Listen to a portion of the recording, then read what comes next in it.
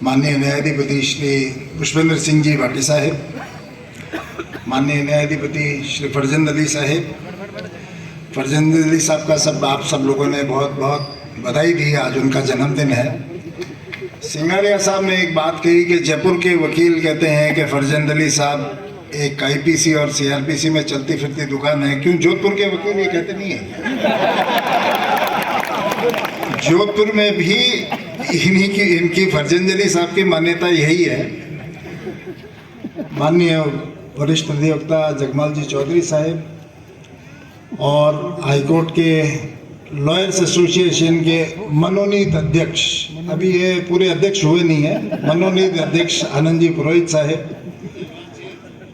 सिंगारिया साहेब, नई कार्यकारिणी के जो नवनिर्वाचित अध्यक्ष महोदय, संघर्षरत एक बहुत संघर्षरत कार्यकर्ता रत्नाराम जी ठोलिया तथा उनकी सारी टीम, माननीय पूर्व न्यायाधिपति श्री देवेंद्र जी कच्छावा साहेब, Jodhpur metro DJ, Jodhpur district DJ और बाकी सारे न्यायिक अधिकारीगण और बहुत सारी संख्या में पधारे हुए यहाँ अधिवक्ता बंधुओं और बहनों, आज बड़ा ऐतिहासिक दिन है कि रत्नाराम जी ने बहुत संघर्ष करके और आप लोगों ने इनको इस पद पर बैठाया है। रत्नाराम जी ने बहुत सारी बातें कही और जो सबसे अच्छी बात ये कही कि आप लोगों ने अपना काम कर दिया, अब इन लोगों का काम करने का वक्त है। अब वकील बंधुओं और बहनों, राजस्थान में बदलाव की बहार चल रही है और उसी बदलाव के अंदर आपने रत्नाराम जी ठोलिया को अध्यक्ष पद संभाल दिया है।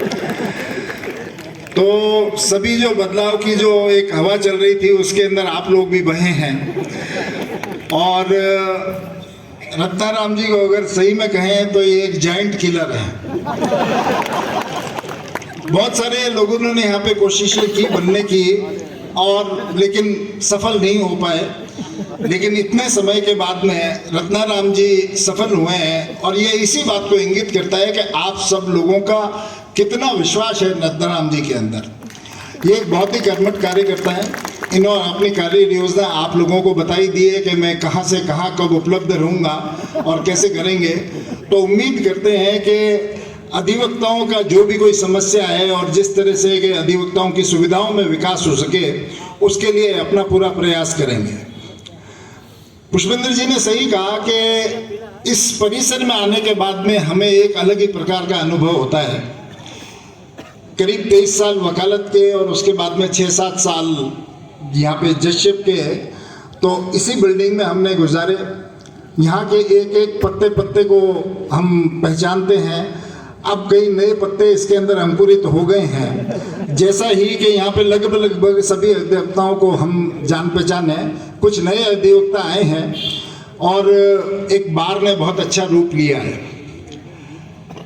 यहाँ पे एक परंपरा रही है, जैसा कि सिंगारिया साहब ने बताया, कि वरिष्ठ अधिवक्ताओं का सम्मान और एक जुडिशरी के प्रति जो समर्पण की भावना है वो यहाँ जोधपुर की परंपरा रही है। मैं उम्मीद करता हूँ कि यहाँ पे जो नए एडवोकेट्स आए हैं वे इसी परंपरा को कायम रखेंगे।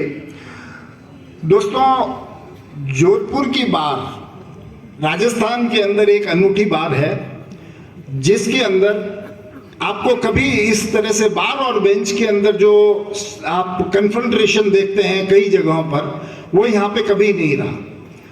कारण ये है कि अधिवक्ता बहुत अनुशासित रहते हैं और न्यायपालिका का पूरा सम्मान करते हैं और उसी प्रकार से यहाँ पे जो भी कोई न्यायिक अधिकारीगण रहते हैं तो वो भी पूरा वकीलों की जो सम्मान करते हैं और उनको पूरा ध्यान देते हैं।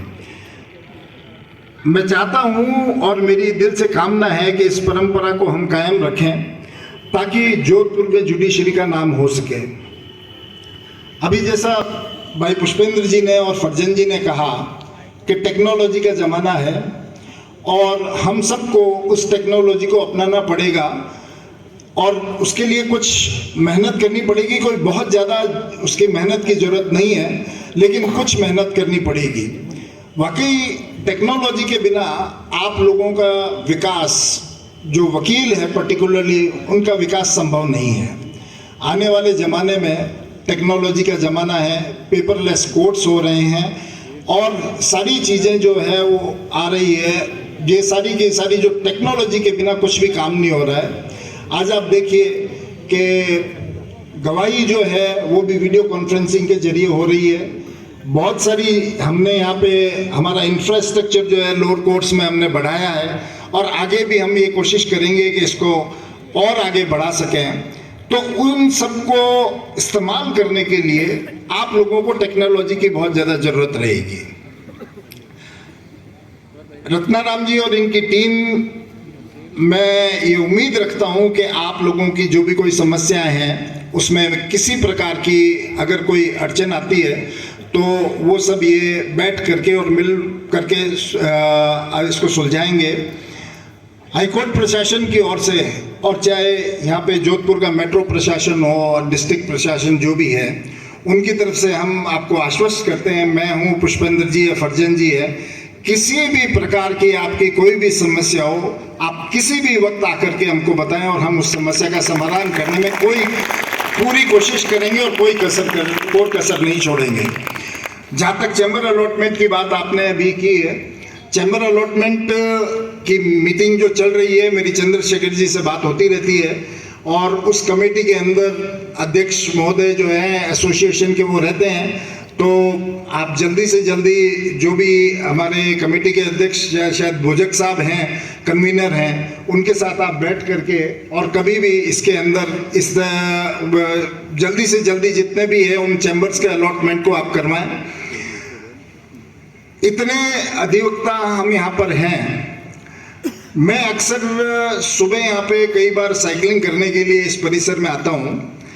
मुझे थोड़ा सा एक देख करके और ये अच्छा नहीं लगता है कि हम इतना ज़्यादा गंदगी क्यों फैलाते हैं इसके अंदर। आप जहाँ पे ये एडवोकेट्स के बैठने का सारा है, वहाँ पे सुबह सुबह जब वो स्वीपर वगैरह झाड़ू लगाते हैं, इतनी ज़्यादा गंदगी निकलती है कि समझ में नहीं आता है। मैं रत्नाराम जी से ये आपसे गुजारिश करता हूँ कि आप इस परिसर के अंदर सब जगह एक डस्टबिन जो है वो लगवाएं, ताकि एक प्रकार से जो अधिवक्ताओं के पास में जो फेंकने के लिए कोई, अगर गंदगी फेंकने के लिए कोई जगह नहीं है, इस वजह से सड़क पर और सारी गंदगी रहती है, तो उसका एक निराकरण हो सके। दूसरी समस्याएं आपको रात दिन आप देखते ही हैं, उन समस्याओं को पूरा करें। नई कार्यकारिणी को बहुत बहुत शुभकामनाएं, बहुत बहुत बधाई। उनके परिवारजनों को सबको बहुत बहुत बधाई। आज इतनी बड़ी संख्या में यहाँ पे महिला अधिवक्ता पधारे हैं और ये बहुत ही अच्छा सूचक है कि महिलाएं भी इस पेशे के प्रति बहुत जागरूक हो रही हैं।